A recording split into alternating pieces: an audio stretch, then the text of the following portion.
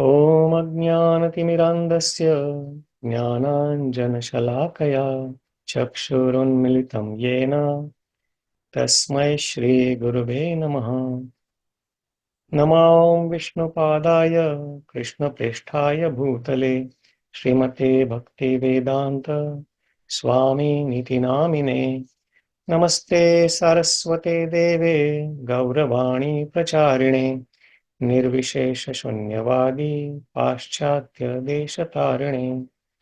वाञ्छाकल्पतरुभ्यश्च कृपासिन्धुभ्य एव च पतितानां पावनेभ्यो वैष्णवेभ्यो नमो नमः। जय श्री कृष्ण चैतन्य प्रभु नित्यानंद श्री अद्वैत गदाधर श्रीवासादि गौर भक्त वृंद। हरे कृष्णा कृष्ण कृष्ण हरे हरे, हरे राम राम राम हरे हरे। मूकं करोति वाचालं पङ्गुं लङ्घयते गिरिं यत्कृपातमहं वन्दे श्रीगुरुं दीनतारिणं परमानन्दं माधवम्। Hare Krishna, dear devotees. So we are continuing to study our Brahma Samhita. So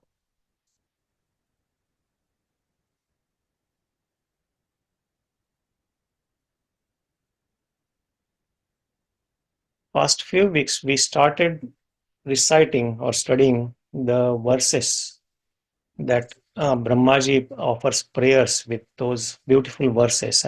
They starts with 29th verse from in the chapter 5.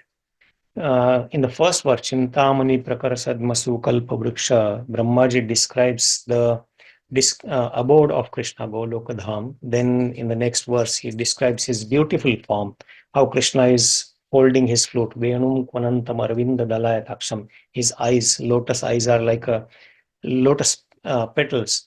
And then Barhavatam, he has a peacock feather on his head, and his beautiful body, like a dark cloud, is so beautiful that it can be compared with millions of cupids put together. Then he describes about his pastimes, how he's moving around with Vanamala, which has a locket of moon, and how he's standing, Shamam Tribhanga Lalitam Niyata Prakasham, is again Shama Varna with three bent form, how he's beautiful there. Then we learned about his different excellences or different qualities, how Angani Yasya Sakalendriya Vrittimanti, that all his limbs of body can perform all the activities of his any of the senses. And then his body again, Sachidananda Vigraha, here it is mentioned, Ananda Chinmaya Sadujvala Vigrahasya, that his form is full of bliss and this knowledge, and is effulgent form that he is describing here.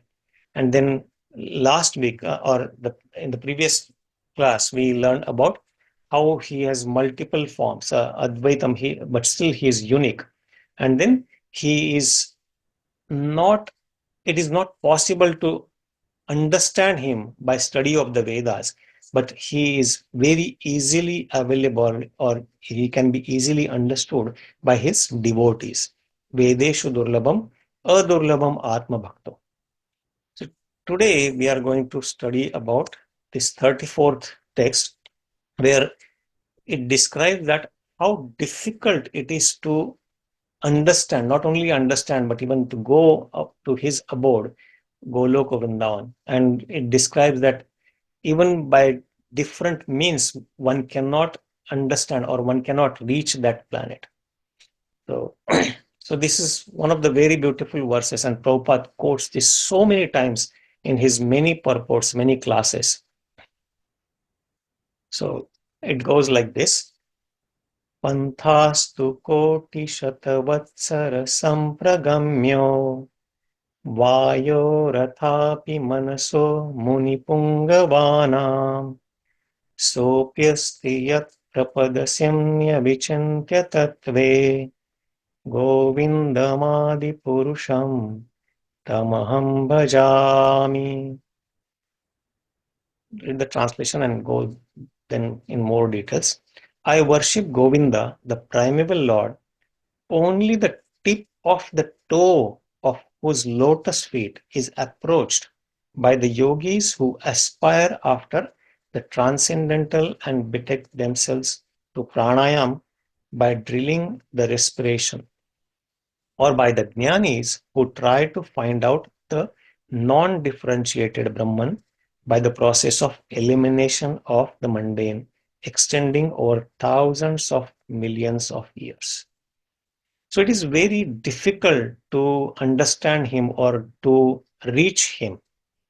So it says panthās to koṭi-śata-vatsara-sampragamyo.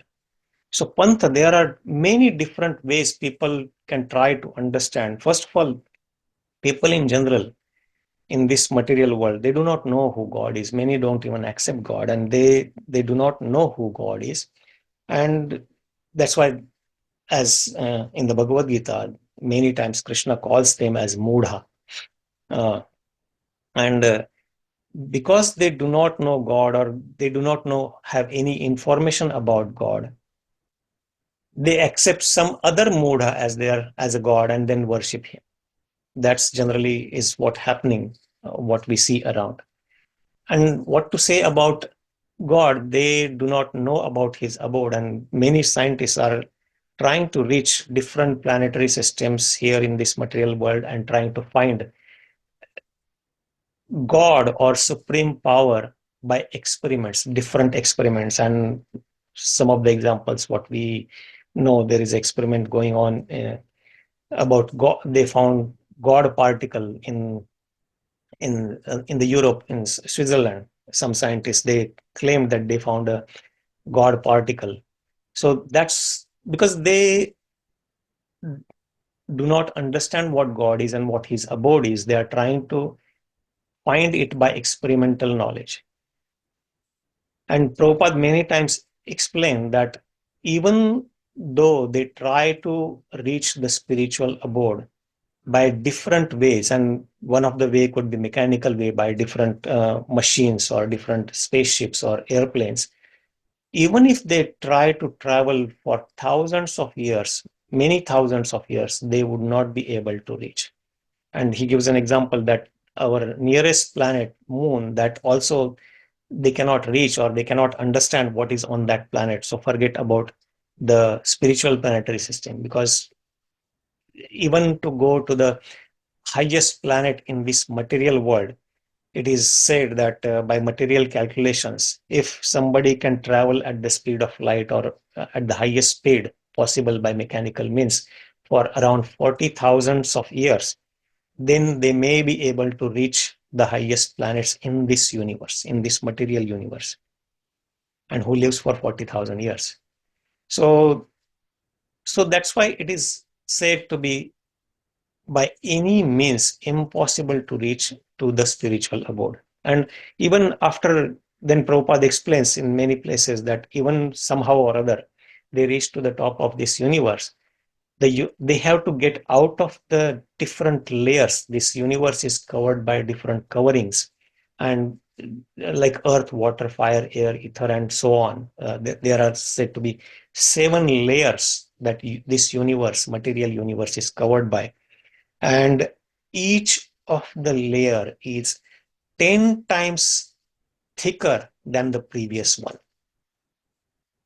And the distance is in hundreds and thousands of miles of thickness. So even by somehow they can cross that all the layers, they will still be in the material creation, in the Karana ocean, just out of this universe. And that material creation, which again is just an insignificant part of Krishna's energy, as he says, athava bahunaitena kim jñātena tavarjuna vishtabhyamidam krishnam ekam shena sthito jagat. In the 10th chapter of Bhagavad Gita, Krishna says that I am sustaining this whole material creation by just a fragmental part of me.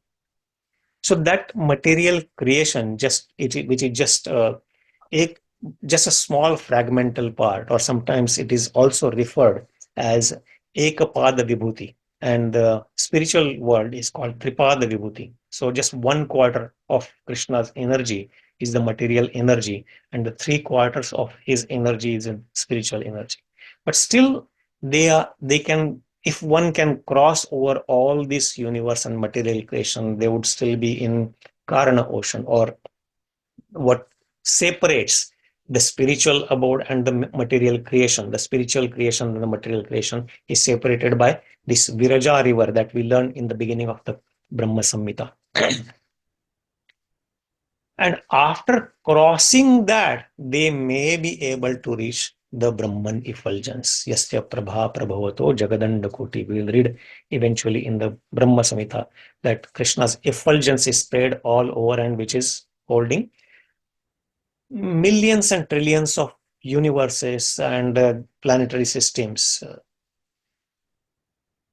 So that, to reach that, we can imagine how difficult it is going to be by mechanical means. Even by the Ashtanga Yoga process, if somebody takes that path, then even by that process, if somebody meditates for, again, as it says here, koṭi-śata-vatsara. Koti means crore, shata means hundreds, and vatsara is years. So hundreds of crores of years, if somebody uses that path also, then somebody may be able to get so-called liberation or kaivalyam, and they may be able to merge into that Brahma Jyoti, which is, as Prabhupada several times mentions that verse, Aruhya kuchena param padam tata patanti adha anadhrita jushmadangraya. In the second chapter of the 10th canto, when Brahmaji is praying, when Krishna is in the Mother Devaki's womb, that yannera vindaksha vimukta maninas tvayasta bhavad avishuddha buddhaya. That those who think that they are liberated because they sometimes, for certain period, they get free from this material entanglement by the yoga process, and they can get liberation, but unless until they develop love for lotus feet of Krishna, they cannot get freed. And that liberation, the so-called liberation, is only freedom from material anxieties temporarily. And because there is no ananda, there is no bliss, they fall down again. Aruhya kruchena param padam tata patanti adha. They fall down again in this material pool for seeking happiness, because they don't have the taste developed yet for the bhakti of lotus feet of Krishna.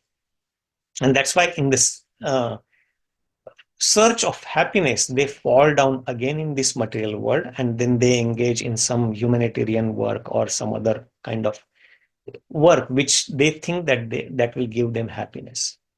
Because it says that anadrita jushmad angraya, because they have not found love for the lotus feet of Krishna. So even by that path, the so-called yogis or the meditators, dhyana yogis, even they get that liberation, they merge into Brahma Jyoti, which here so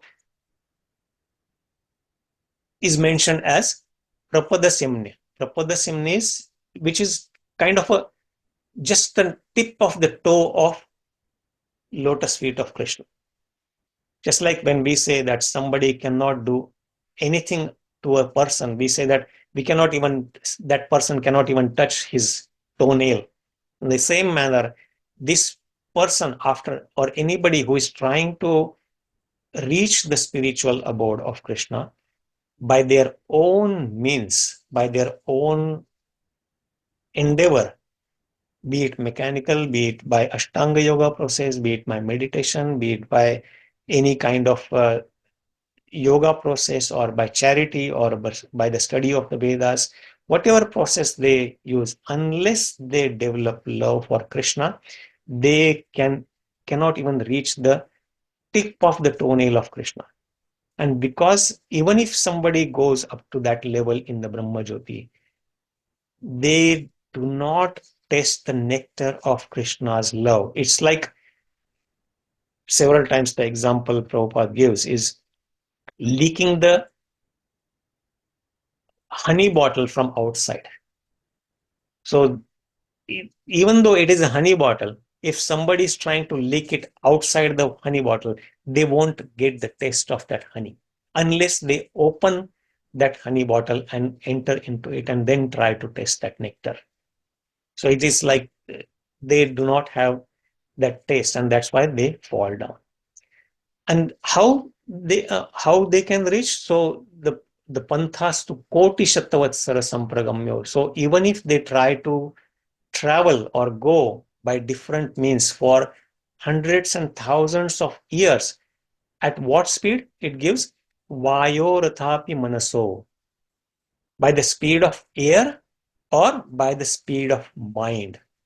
So all the mechanical machines that we know in this material world, we know the spaceships, rockets, airplanes, and everything, they can travel probably few thousands of miles per hour or few thousands of miles per second, maybe. But here it also says manaso, at the speed of mind. The mind can travel at a very fast, swiftly, which cannot be even imagined. And mind, as it is said in the Bhagavad Gita, is also a material energy of Krishna.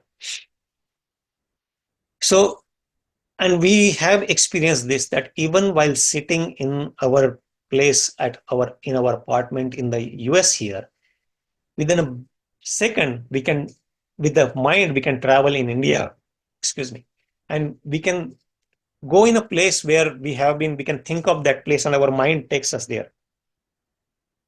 So that is the speed of mind. So even with that speed, and by muni-puṅgavānām, muni means the great thinkers, and puṅgava means the greatest among them. Just like sometimes the word used is in Mahabharata or in nara-puṅgava. Nara means human beings, and puṅgava means the greatest or sreshta. So puṅgava means the greatest among those people. So among the great thinkers, greatest among those, muni-puṅgavānām. So even from material point of view, by mechanical means, even the greatest scientist, even if they try to find a means or a machine or develop some kind of spaceship that can travel at a speed of mind, or even the great yogi, even by his yoga siddhi, if he can travel somewhere by the speed of mind, they also cannot travel after hundreds and thousands and millions of years to reach the planet or the spiritual planetary system. And even in the spiritual planetary system, in the Vaikuntha Lokas, which we learned that is the Tripada Shakti of Krishna, the abode of Krishna, Goloka Vrindavan, is the topmost planet among them. In the beginning of this Brahma Samhita also, we learned that Shweta Dvipa is surrounded, Sahasra Patra Kamalam, that thousands of petals that is surrounded by the Shweta Dvipa, and in that Golok abode, the wall of that lotus flower is the abode of Krishna, and that is the topmost planetary system, even in the spiritual planetary system, in the spiritual creation. So what to say about going there?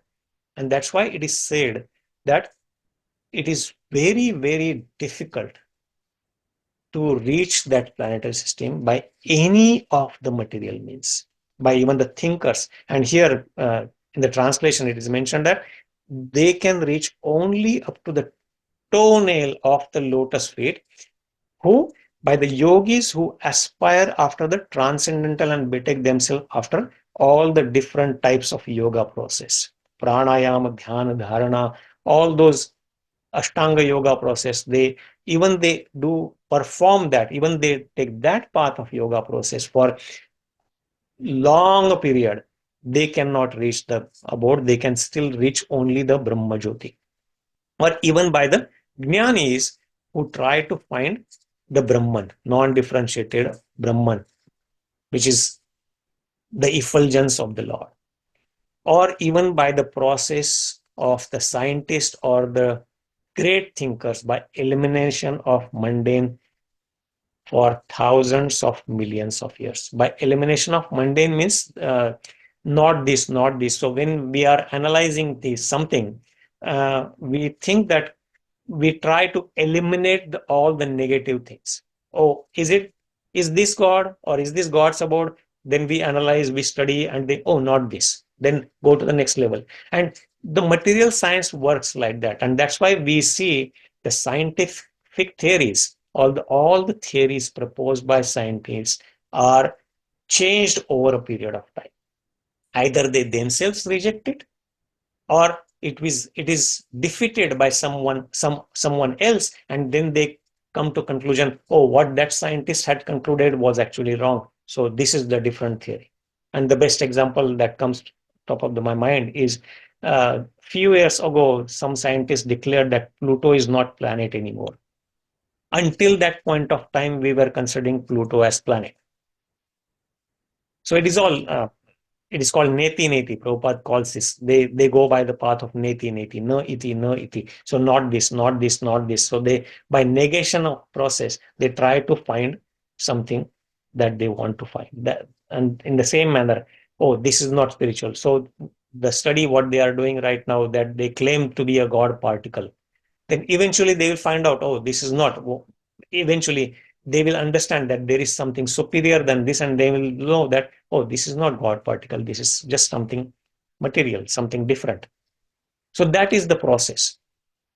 So even by that process, it is very difficult. They can sopyasti yat-prapada-sīmny. So they can reach only up to the effulgence of the Lord, or which is called as the toe of the Lord. They cannot reach the Lord's abode by themselves, which is avicintya-tattve. That is inconceivable, beyond material conception. And because when we try to understand in this material world, we always try with our limited knowledge, which is by our experience and by our environment, which is called kupamanduka mati, or frog mentality. When a frog, just like a frog in a small pond, does not understand anything beyond that pond, or he tries to compare everything with that pond.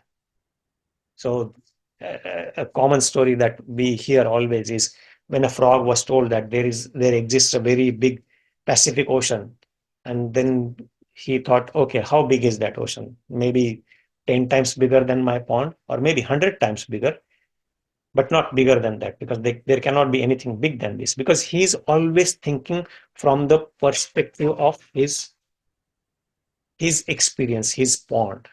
In the same manner, whenever we are studying we are studying with the defects what we have, the 4 defects that are mentioned in the beginning of introduction of Bhagavad Gita, that we are, first of all, we ought to make some mistakes. Our senses are incomplete, or senses are defective. Then we have a cheating propensity. And what was the 4th one? So with all these defects, when we try to get some knowledge, that knowledge is also defective. And the 4th one is we are under the control of Maya. We are under the control of illusory potency of the Lord. So with all these defects, our conclusions, our experiments, what we draw are also defective. And because we draw those conclusions based with all these defects, we cannot understand that is something inconceivable to us. Avicintya-tattve. So to that Govinda, Brahmaji is saying, Govindam ādi-puruṣaṁ tam ahaṁ bhajāmi. So he's giving that how difficult for any person, however great he may be, in any of the fields, it is very difficult to reach the abode of Krishna. To that Govinda, the original personality, I offer my obeisances. Tam aham bhajami. So we have a few minutes. We'll quickly read the purport and see if there is anything more. So purport by His Divine Grace, Srila Bhakti Siddhanta Saraswati Goswami Prabhupada. The attainment of the lotus feet of Govinda consists in the realization of unalloyed devotion. So the very first statement is realization of unalloyed devotion. The kaivalya, or the liberation, or something called realized non-alternative state, the people here refer to as liberation, which is attained by Ashtanga yogi by practicing trance for thousands of millions of years, and the state of merging into the Brahman, or non-differentiated impersonality of Godhead, beyond the range of limitation attained by the non-dualist, the Mayavadis, after a similar period passing in distinguishing between the spiritual and non-material.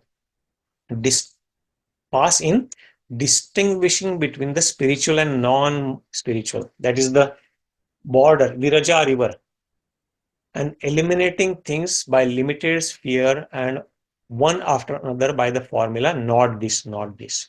So they go on eliminating this. So by this all method is only the outskirts of the lotus feet of Krishna and not the lotus feet themselves.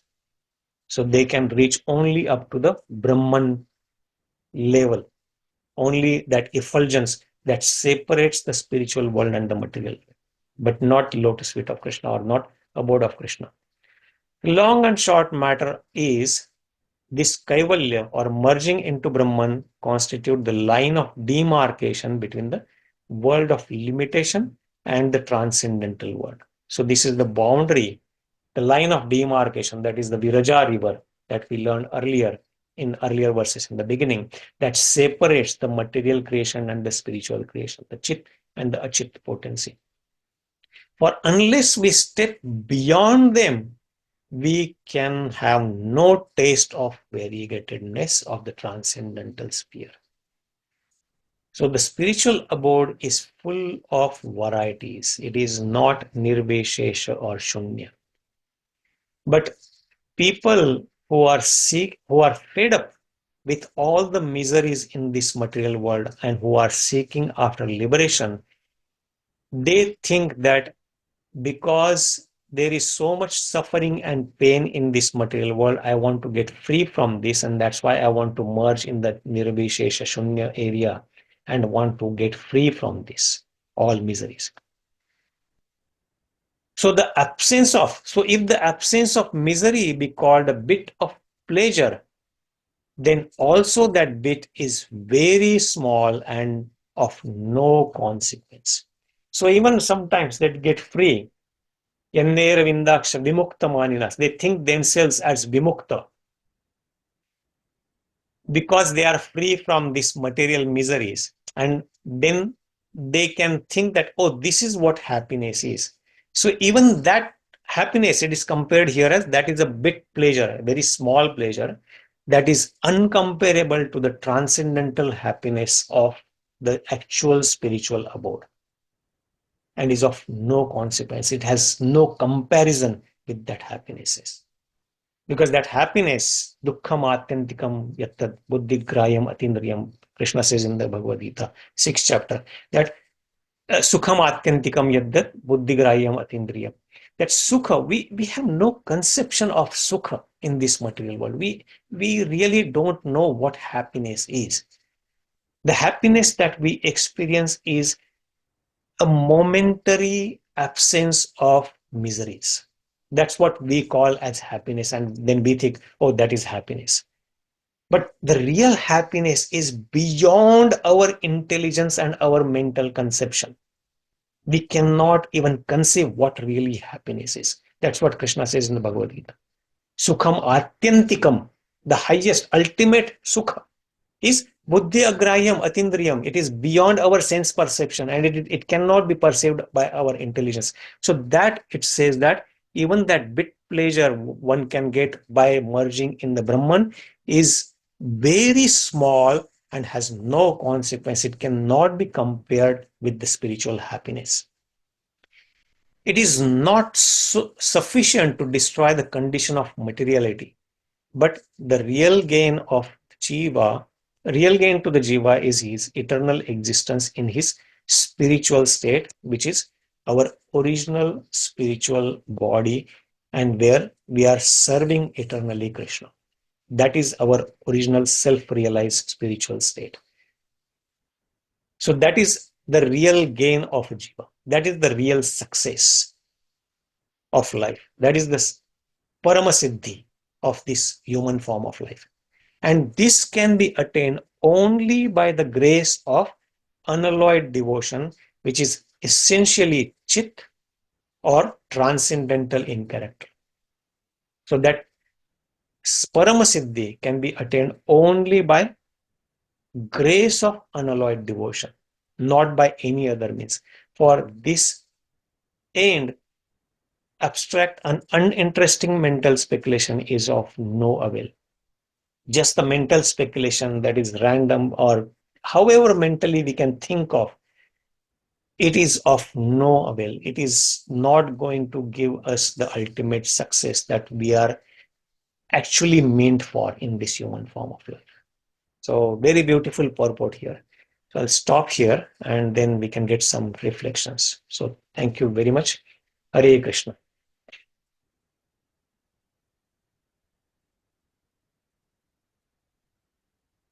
Thank you very much, Radhā-Rañjana. Hare Krishna. This is a very beautiful words. So, yes. Avicintya-tattve. Wow, very beautifully described, Prabhu. Thank you so much, Prabhu.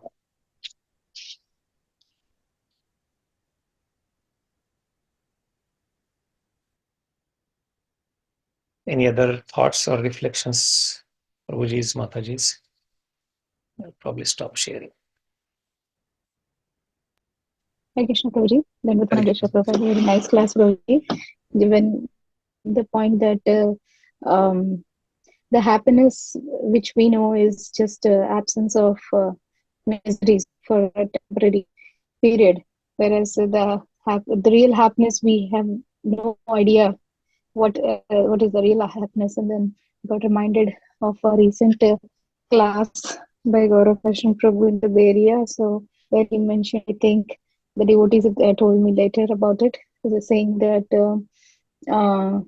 happiness in this material world are the reflections of vipralamba and sambhoga in the spiritual world.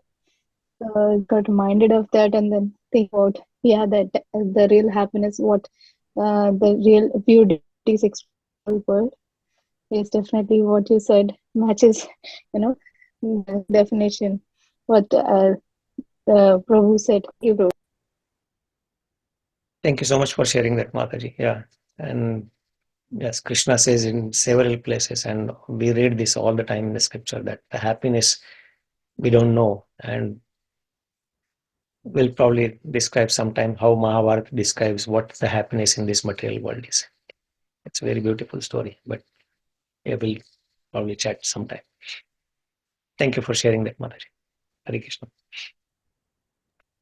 Thank you, Radhā-Rañjana. Hare Krishna, Honorable Prabhu. Each and every verse is so deep in Brahma Samhita. And thank you for explaining everything.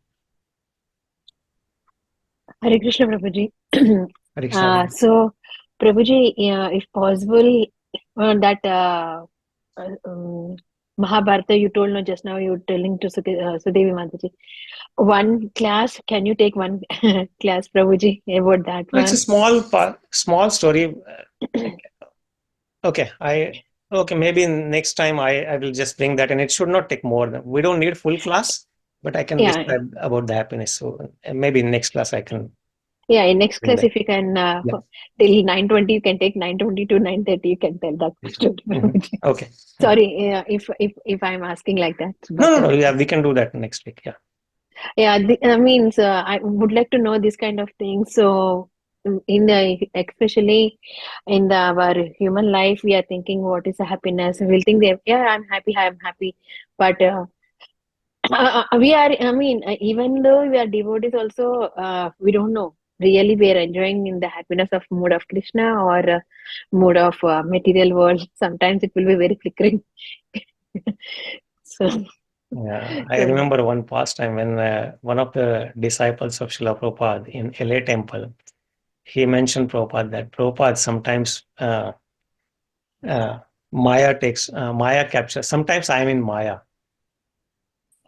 So Prabhupada said, no, you are always in Maya. Sometimes you are in Krishna consciousness.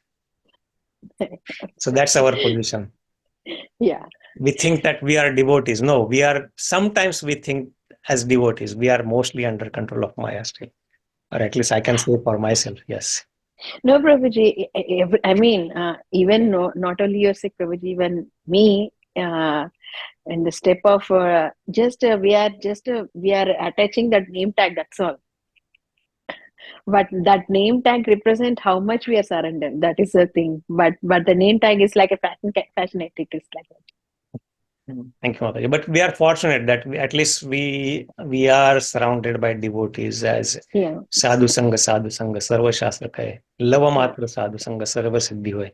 So we should try to make an effort to always be surrounded by devotees, and with the association of devotees, we can always move together faster. Just like on highway, when we take a carpool lane, we can move faster. So this is our carpool lane. Along with devotees, we are moving in a carpool lane.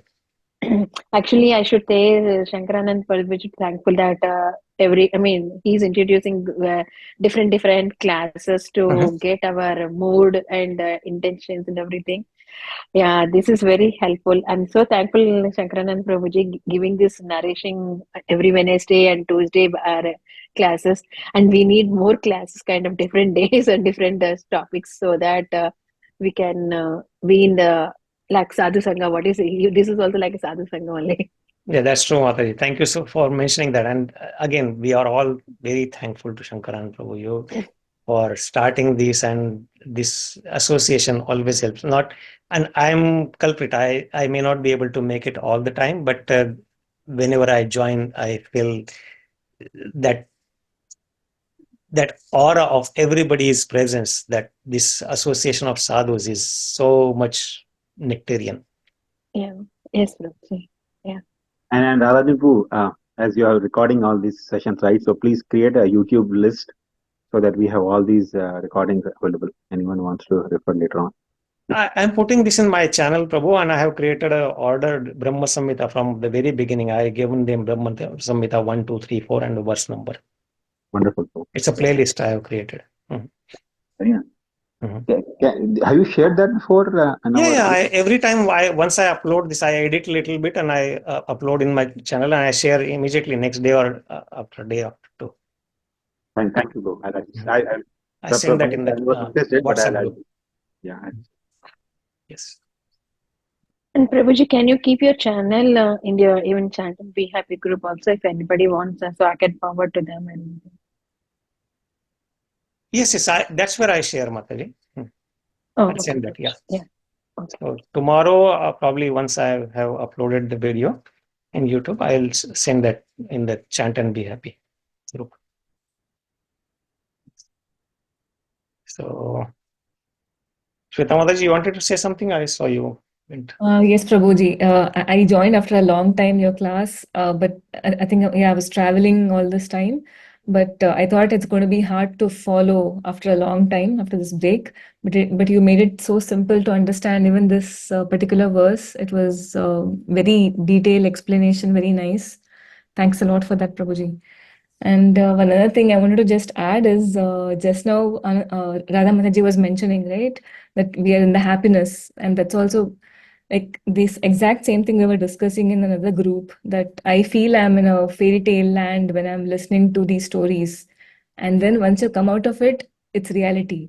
So I don't know if it is, if it is Maya or if it is actually, I don't understand what that is. Is it Krishna's, love, or is it Maya? What is that? Because when I'm in the Bhagavata class in ISV, sitting there, that is where I want to be for 1 or 2 hours, and that is where I forget everything. But once you come out of that, you're like, okay, back to reality. Mhm. So by these small classes or small associations, Krishna gives us the glimpse of that happiness. Just like in the beginning of when Narad Muni tells his story to Vyasdev, that when he was a child, and then long story short, when he loses his mother and then he starts traveling, and eventually in some place he meditates, and then he hears the Lord. And then when he hears the Lord, and then immediately that goes away. So he gets a glimpse of the Lord, and then immediately that goes away. And then he's by his own effort, he's trying to see that again and again. Oh, I want to see what I saw. Just like when we come out of the dream, and if some good dream I see, I want to go to bed and then close my eyes and try to see that dream, but it doesn't come back again. So that's what his condition is. And then he hears the word from the Lord, that what I showed you is just a glimpse to increase your thirst for seeking me. And then once you go follow this path, you will eventually see me in your next life, but not in this life. So that's what I always see, that whenever I am in Bhagavatam class or in this class, and when I am getting that feeling, oh, this is such a nectar. So it is Krishna's mercy that he's telling us, oh, this nectar is possible forever. Come to me. But we are so much in Maya that as soon as you rightly said, as soon as we get out of this, then we get into the rat race. And then we are stuck in that. But again, next time, then it attracts us and it brings us to hear this nectar again and again. So, but at least we have a little bit of understanding as, yes, there is something that will give us happiness. So that just a thought came to my mind. Thank you so much, Mataji. Hare Krishna. Thank you, Prabhu. Swati, in other words, what Radha-Rañjana was saying is, when you said that, we are for half an hour or 1 hour, we are hearing Bhagavatam and then we are back to reality. Actually, when we are in the Bhagavatam, we are in reality. When we come out, we are back in illusion. So most of the time we are in That's very illusion. true, Prabhu. Yeah. That's true, both. Okay. Thank you, Radha-Rañjana. Thank you so much, Prabhuji. Thank you so much, Mataji. We'll see you Thank next you week. so much, Prabhuji. Hare Krishna. Hare Krishna. Namaskar. Okay. वाञ्छाकल्पतरुभ्यश्च कृपासिन्धुभ्यश्च पतितानां पावनेभ्यो वैष्णवेभ्यो नमो नमः. Thank you, Prabhuji. Thank you, Shankarananda Thank you, Prabhuji. Prabhuji. Hare Krishna. Thank you, Prabhuji. Hare Krishna. Thank you.